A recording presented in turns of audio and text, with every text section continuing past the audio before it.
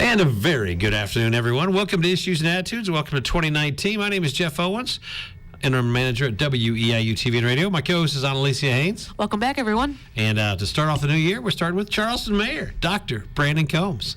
Nice to be here, Jeff. Good to see you. No Scott today. He had other things to do, so we'll get Scott back on before the year's out, but we can also make fun of him as the show goes on a little bit. Perfect.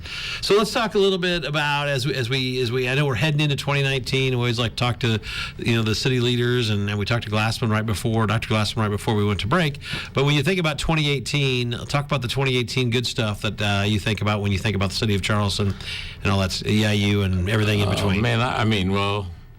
Start with EIU, enrollment up. Obviously, that's fantastic. That's what we like to see. That's what we want to see. David and I, Dr. Glassman and I, continue to work closely together to keep a good relationship between the city and EIU, and then our officers work together. Very, very well.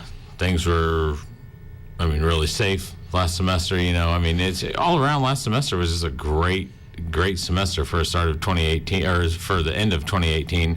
As far as the thing, there's so much to hit on good that happened in 2018. Different businesses, I don't have the list obviously, but the amount of businesses that opened up, the amount of renovations to businesses, or Century 21, Kima Properties open up there that had that empty gas station forever. Yep. That looks fantastic. They had Ed Carter do that. He did a great job. Then we had, we have a new Mexican restaurant that's just opened up too on the other side of what was Sticks or Panther Paw. Yeah. Mark Jackson's putting, investing in the community, buying up some different things to bring some good restaurants. People's always asking us about restaurants. I know it's a Mexican restaurant, but everyone I've talked to that's been there, it's absolutely phenomenal. And so, all the stuff at the lake. The lake has been the highlight of 2018. We've just done so much out there. I don't know if you've been out there, but Boy Scouts donating those Adirondack chairs, and they're always full. You go out there, we take turns going out there taking pictures in all the different states license plates that we find that come out there. It's becoming a hot spot. Yeah, it's a destination for the biking, trailing, and the Charleston Lake looks unbelievable. The new pavilion has been used quite a bit, and then the new playground equipment has a zip line for kids. Too bad it's not for adults, but or maybe it's good. Yeah, that is true. But we won't mention names. There's just a lot of stuff going on out there. It's going to be great. One of the things that I had when I had a couple people ask me that when you were coming in town, and this is more of a serious question. You always joke that we have never asked a serious question, but as you know, the physical Route 16, or what we would call Lincoln Avenue here in Charleston, the road really needs some work. What is there a plan for that? I know that's state, right?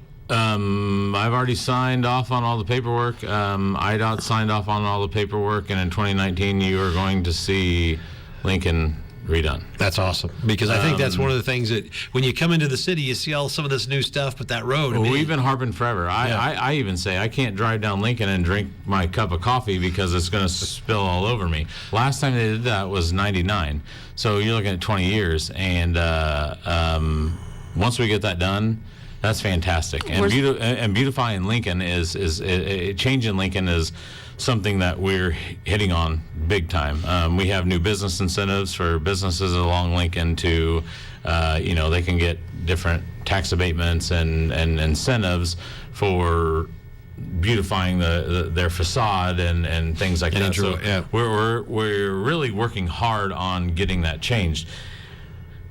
It's a big project for IDOT because all the sidewalks have to be replaced.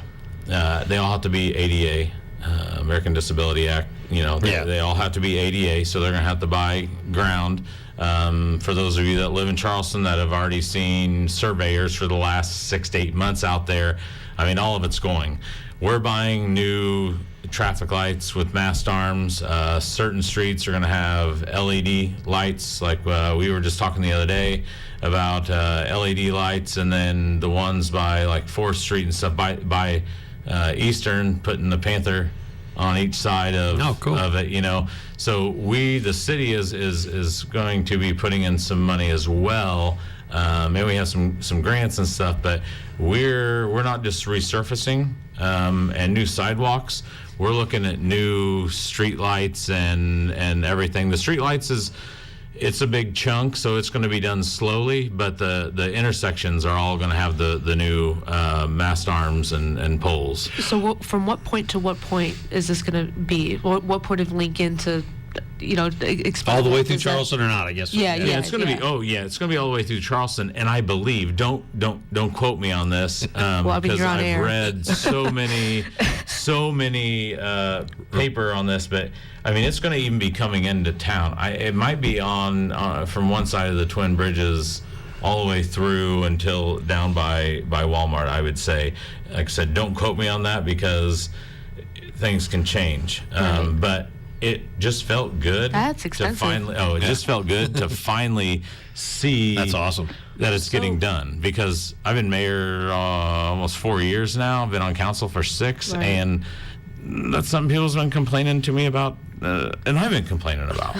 So what's the timeline on start and estimated when they'll finish? I don't know. I think they're going to start this probably this summer, and I don't know how long it takes them. I mean, I guess that'd be a while because you're That going would be interesting when the students come back. I mean, it's going to be a huge project. So how would this help Charleston, and in turn, how would it help the university?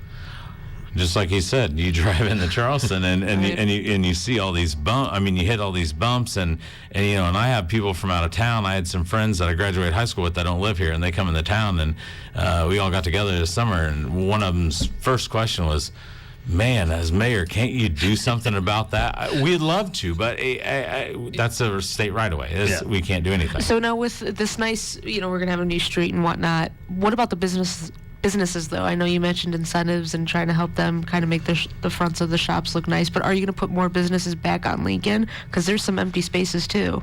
That's a trick, because we can't put a business on there, and the city does not own those empty lots. So that's between someone who wants to bring in a business and working out, negotiating a price, and then it goes. It's just like with the new Century 21 Kima building down there. That's absolutely beautiful, and cleaned up that end. That was between Kima and Century 21 buying that property. Other people have tried to buy it, but the city, that's where we're tied. People ask, well, why don't you bring in a new business? And we want to. Believe me, we talk to businesses all the time. We've created these incentive packages and everything else. But bottom line is if they can't find the spot to do it, they're not going to do it. And if they can't come to an agreement with the landowner, our hands are tied. We're saying, please come, please come, please come. And then the landowner is like, I want this, and this is what I want for it. We've lost several businesses because of that. But I guess the good thing to take away from this is that there are incentives out there, though. You mentioned that earlier. For the first time ever, Steve Pamperin, our city planner, this is the first time that he has ever been able, when someone calls and say, hey, do you have any incentives? He has something now in his tool bag that says, yeah, we have these incentives. And then we're looking at changing the enterprise zone, because right now Lincoln is an enterprise zone, but it's for industrial only.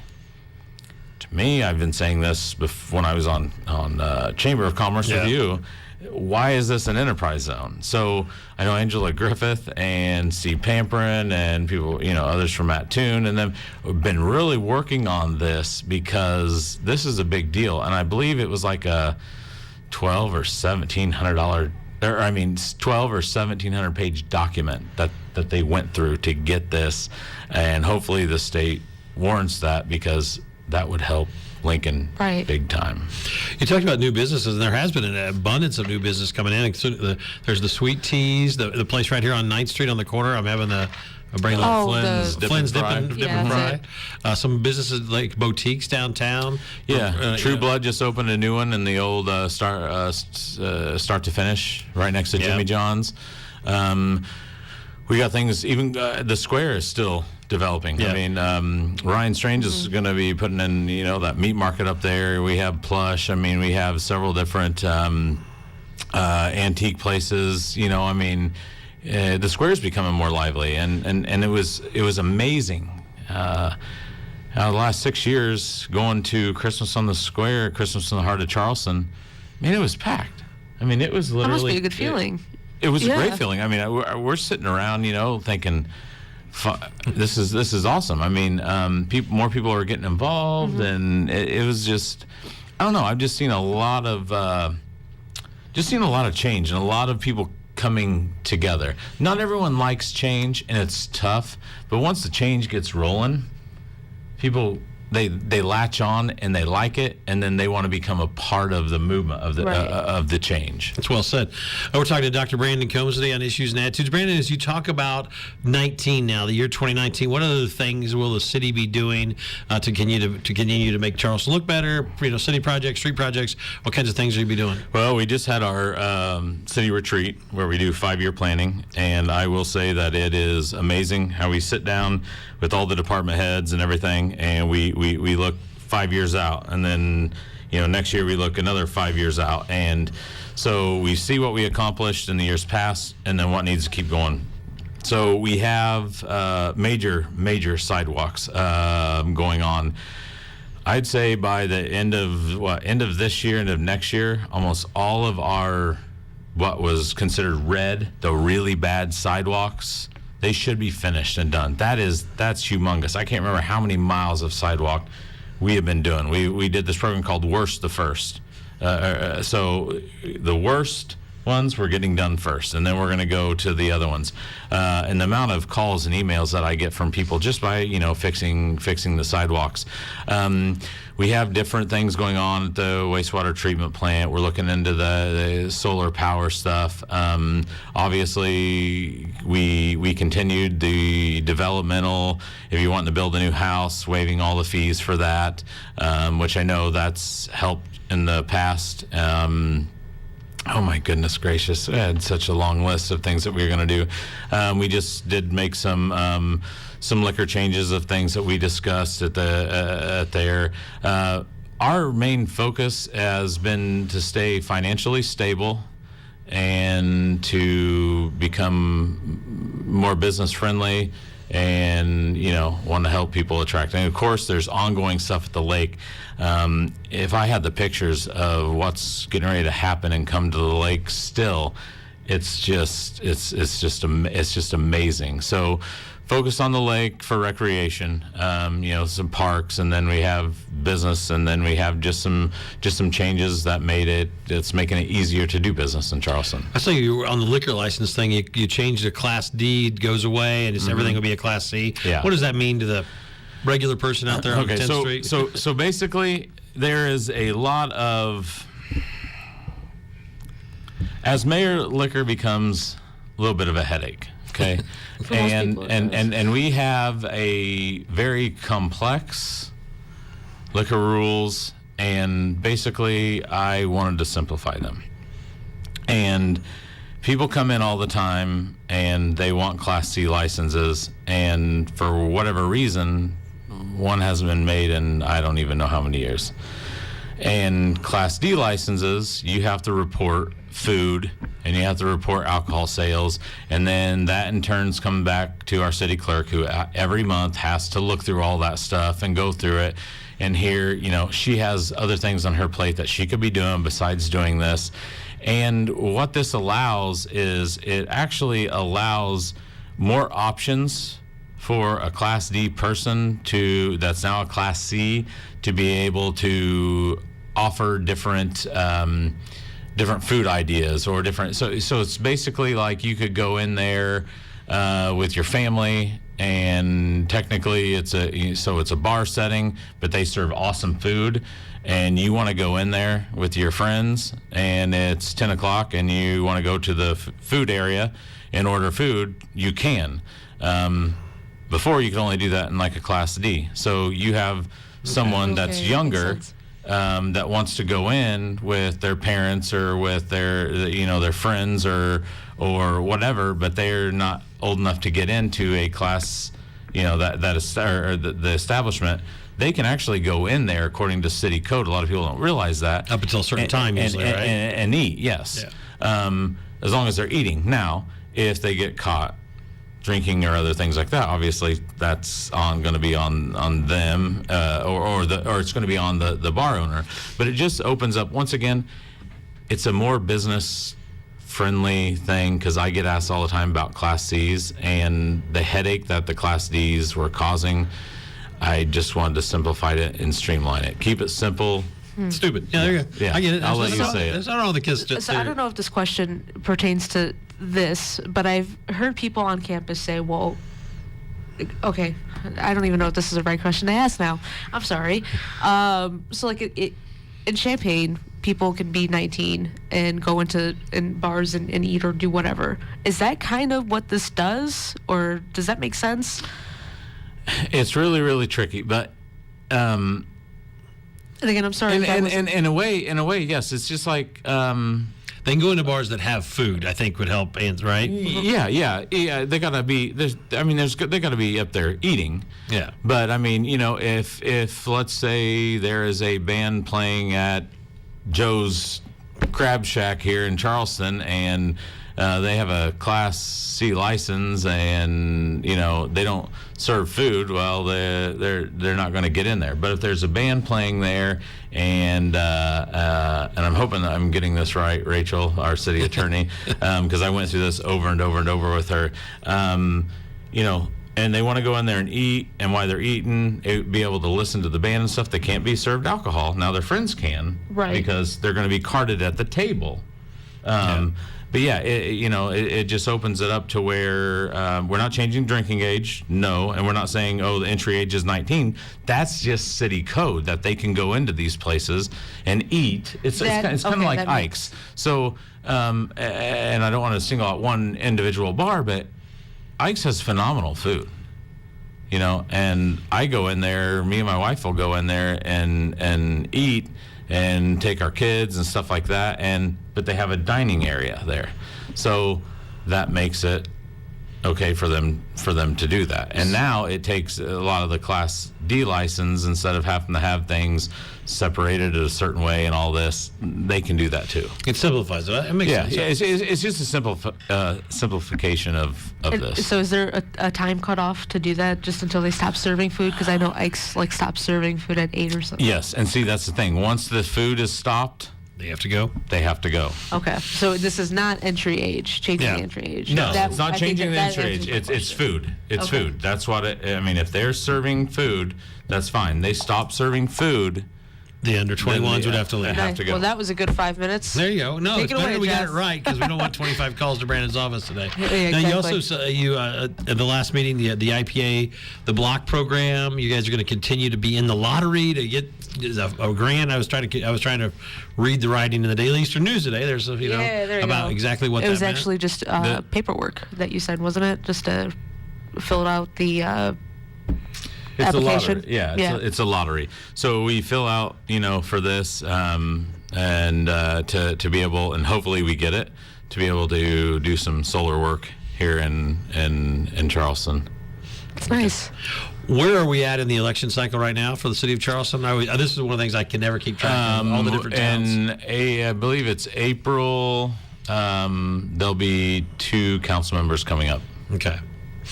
I don't know why I cannot keep track of this. It's one of those things. The only reason I do is because I'm up there and I hear about it and I know, so. When you think about your Charleston City Council right now, what are the strengths? What's the best part about that City Council right now? I'm gonna tell you what.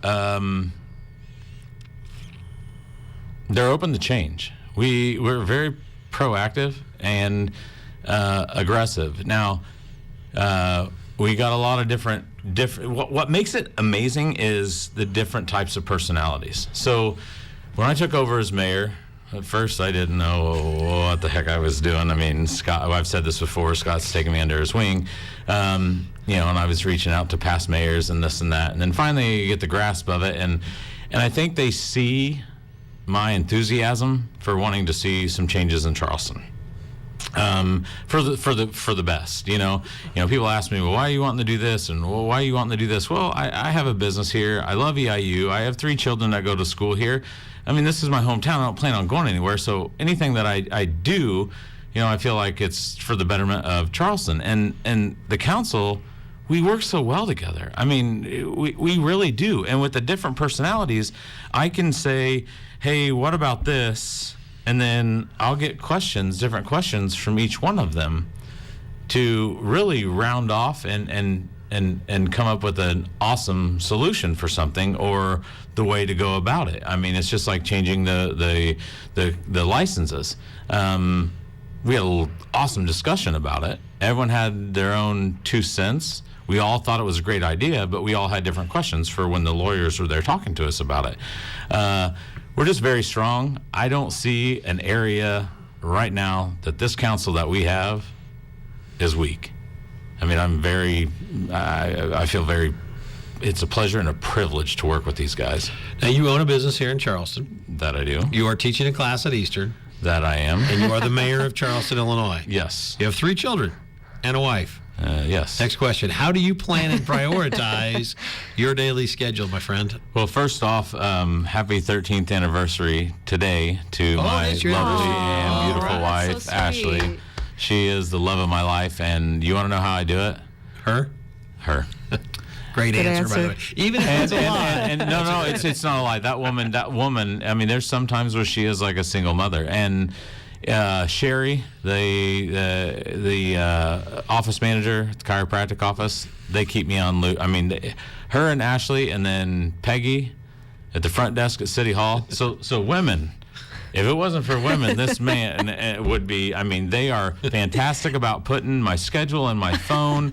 They are just, and I'm a busybody. If it wasn't this, people's like, well, why are you teaching? You don't really need to, but I'm able to impact students' lives, and I want to. I love leadership, and I love giving back, and I want to teach my children giving back. So becoming mayor and doing that stuff, it's all time management. And then my patients, who I absolutely love, they have been so wonderful and accepting to this, and they think it's great because they've seen how excited I am about teaching. That a few schedule changes here and there hasn't created any issues. So it's a good answer. Very good answer. Yeah. Quote of the day. Happy 13th. I like that. Yeah. Empower women, right? That's kind of been the theme of the world lately, so it goes around right here in Charleston. Now, you've been talking about all the good stuff. Is there anything bad that's just not fun about being the mayor? Is there anything that's just the unfun part? The only unfun part is people who think that they know. Okay. and what I mean by this is I was one of those people at one time. That's what made me actually want to run for city council. Not only just to give back, but I had so many misconceptions on the way the city worked and the way things happened. And it's not people's fault unless they want to get involved. And that's my new thing. If someone calls me with a complaint, I ask them what board they want to be on. What time do they want to give? Are they willing to do this, and do they understand this? And once we sit there and I explain to them why the city has to do it this way, whether it be state regulations or, code regulations or, things that could potentially get the city in trouble and this and that, they understand. But that is the hardest part, is when someone has this straight up misconception of, oh, well, the city's doing it because of this. I can tell you what, we have a well-oiled machine up there. And I said this at the last council meeting of the year last year. There's not one person up there I'd replace. There's not one person up there that I do not thoroughly enjoy working with. And I'm at awe when I talk to other mayors and I hear their complaints and what they have to go through. I don't have to go through that. That's cool. actually It's really a good blessing. news. Yeah. We got a few minutes left with Mayor Brandon Combs. We got a new Charleston Chamber of Commerce director. Jessica Killow has taken over. What do you know about Jessica? And look forward to working with her. I assume. Yeah, I definitely look forward to working with her. Unfortunately, we haven't had the chance to meet. I mean, with the holidays and everything else, and there's a lot of sickness going through my family over the holidays. My son was at the hospital today. The flu just hit us all. So I look forward to meeting her and getting to talk with her and see what her ideas are for the chamber and the future and business development and things of that nature. I always ask the mayors when they come in here, what was the oddest thing asked to you in 2018 to be in the mayor? Did anybody have some weird request, like, I don't know, build a hockey rink or something? I don't know. That's a good idea. But you got the one hockey rink on 18. I really do not want to answer that question because I don't think it's right on the air. Okay, well, I've been asked several times about it, and I'm not going to. It's not going to happen. And sorry. Oh, I like it when you come in. It's always a good day. Got any questions over there before we go rapid fire 8 questions? No.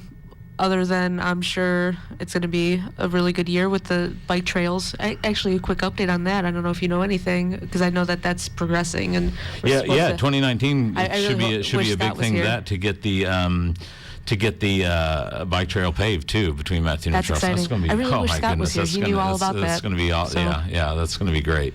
And Scott will be back. We're going to get Scott on probably mid-March. Yeah, Scott and Steve Pamprin. They're the two. I mean, you get Pamprin in here. Well, actually, he may take up the whole 30 minutes. That's all right. But we like to sit back. That's kind of his baby, and that man spends hours and hours and hours off the job, making sure this stuff's going to happen. Right. So there you go. What'd you get for Christmas? Favorite gift for Christmas? Favorite gift for Christmas? Oh, is probably all my gift cards to Stewart's Archery for my bow. Thoughts on the Bears game yesterday?